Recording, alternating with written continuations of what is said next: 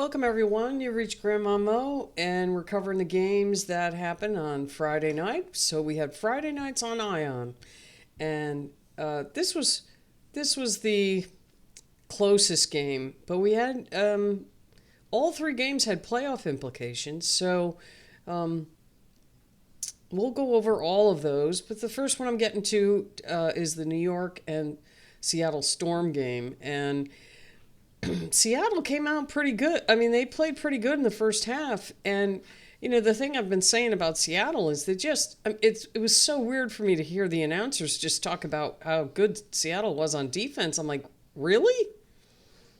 They steal the ball. That's something they do really well. And they get blocks, although they didn't get that many in this game. But boy, they give up layups. There's no help defense, or very little of it. That is something Seattle has got to rectify. They don't. I don't know. Gabby Williams is great on stealing the ball, but it's their help defense, which is the thing that gives up layups, is bad. It's been bad all year, and it's the reason they've lost games. Because they're a very talented team. They are. But they just do not have that. No, you're not getting layups. The only way they stop that is by blocking the shot.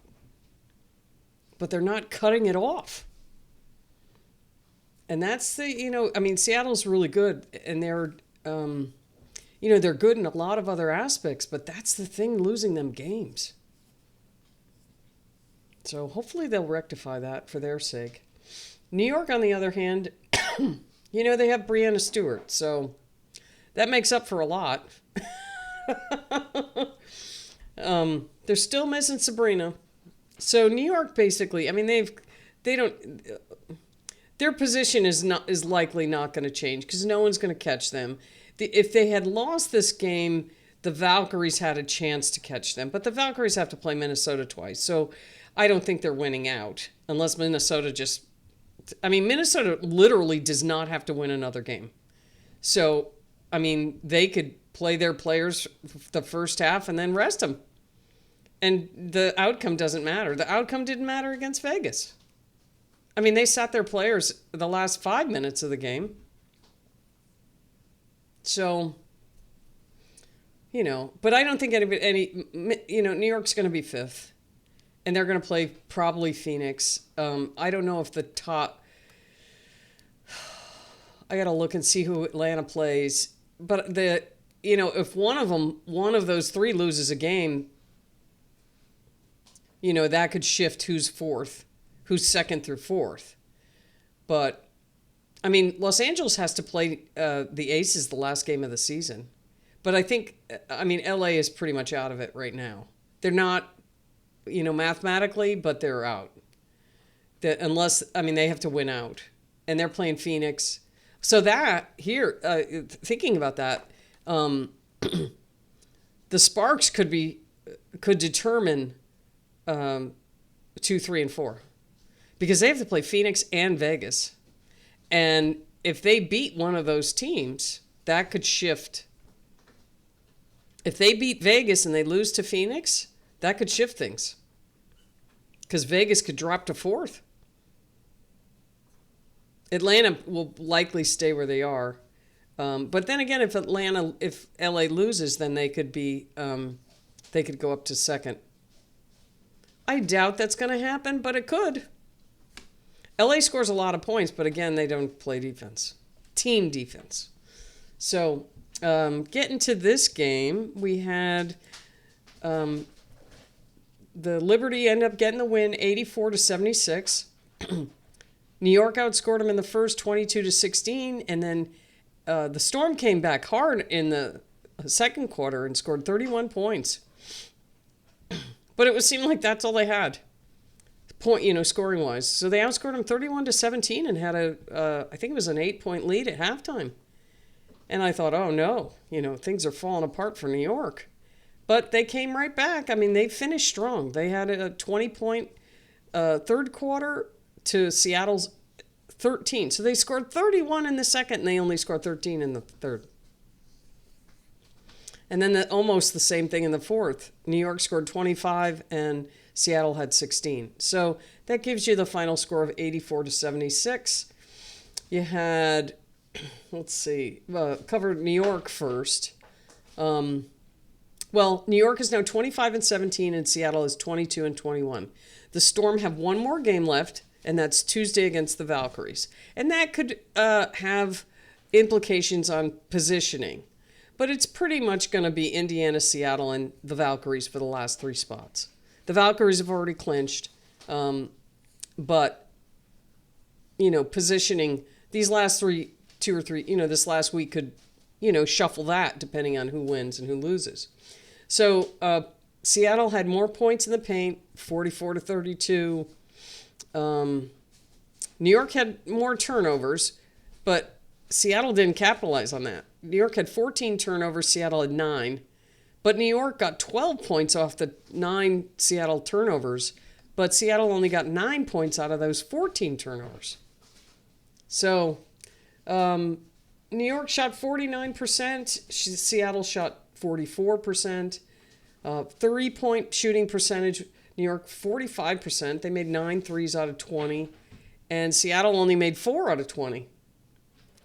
New York went to the line more. Breanna Stewart went to the line almost as much as the whole Seattle Storm team. She was 13 for 14 from the line. And Seattle was 12 for 15. So she actually had more points than the whole Seattle team from the foul line. But that's Breanna Stewart's game. She just barrels to the hoop. And you get out of the way or you foul her. And that's her game. I mean, she's not, as she's gotten older, her shooting percentages have gone down. She's not as efficient from the floor. I mean, she shot 45%. That's 5 for 11. But she only took 1 3. So the rest of her shots are in the paint or, mid-range type of shots. So Fiebich was great from 3. That was the thing that kind of pulled New York out of the first half. She was 4 for 6. She was 6 for 10 overall. She was 5 for 5 from the line. She had 21 points. So good game for Fiebich. She has been up and down this season. She's there's been games where she's only had like 4 points, and she starts. It's not like she comes off the bench or anything. So this game they got what they needed out of her, 21 points. She had 2 steals, 2 turnovers and assists, and 5 rebounds. And then Stewie led all scorers. I think she led all scorers. Let me see if anybody on. Yeah, she did. 24 points. She had 5 blocks. So, Stewie's 6'4", but she has those long arms, and they reach far. It's like Cameron Brink. Cameron Brink has really long arms, too. She had 2 turnovers, 4 assists, 7 rebounds. She was 13 for 14 from the line, and she hit a 3. Jonquil Jones, she wasn't really impactful in this game. She only scored 2 points. She had a block. She had a turnover, 3 assists, and 2 rebounds. She was 1 for 4. Rebecca Gardner had 4 points. She had 5 rebounds. She's one of their hustlers. She's like Lexi Hull on the Fever, just hustling all over the place. She was 2 for 6. Cloud had 10 points. She had 7 rebounds, 6 assists, 2 turnovers, and she also had 3 blocks. So, Cloud was hustling all over the place too. She was 4 for 6. She was 2 for 4 from 3. Johannes didn't score. She had 3 rebounds, an assist, and 2 turnovers. She took 3 shots but didn't make any of them. Kennedy Burke was very key, especially in the second half. She came through for New York. She was 13 points. She had a steal, 2 assists, and 2 rebounds. She was 1 for 4 from 3, 5 for 9 overall. She drove to the hoop quite a bit. 2 for 2 at the line. Meeseman had 9 points. She was 4 for 6, 4 rebounds and 3 assists. And she also contributed with a block. New York ended up having 10 blocks. So Talbot got in the game for 2 minutes, but she didn't have anything on her box score. And then Harrison, she played 4 minutes. She went to the foul line and hit a foul shot. So that was that for New York. And then Seattle had 4 players in double figures. Gabby Williams had 7 points. They need more out of Gabby.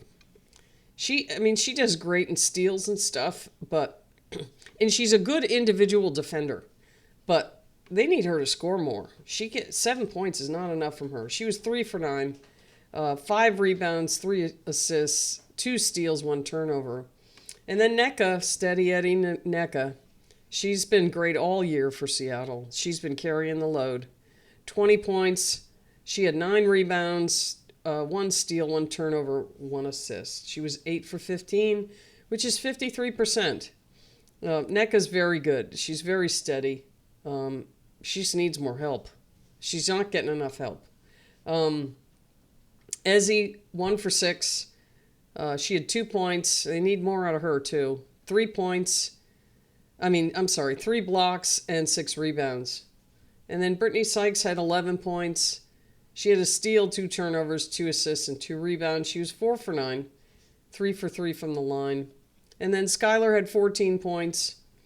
When Seattle wins, Skylar and Nneka have 20 points or more. She was 5 for 12, 1 for 6 from 3, 3 for 4 from the line. She had 7 assists, 3 steals, 2 turnovers. Skylar actually got a block. 2 rebounds, too. Malanga only had 8 points. She was 4 for 7, 2 assists, 2 steals, 1 turnover, 1 rebound. And then Erica Wheeler had 12 points. Pretty good game for Erica. She was 2 for 6 from 3, 4 for 9 overall. She had 4 assists, a rebound, and a steal. And then Tiffany Mitchell had 2 points. She played 8 minutes, and she just took 1 shot and made it. So that was that for Seattle. They're pretty much in the playoffs. They just have that 1 game left. So, and that's going to be a really key game. And I know the Valkyries want to win that game because they have Minnesota, the other 2. So that's going to be a must-see TV kind of game on Tuesday. So anyway, thanks for watching, and appreciate it if you can hit that subscribe button for me. We've eclipsed 200, now on our way to 500. So anyway, thanks for watching, and we'll see you next time.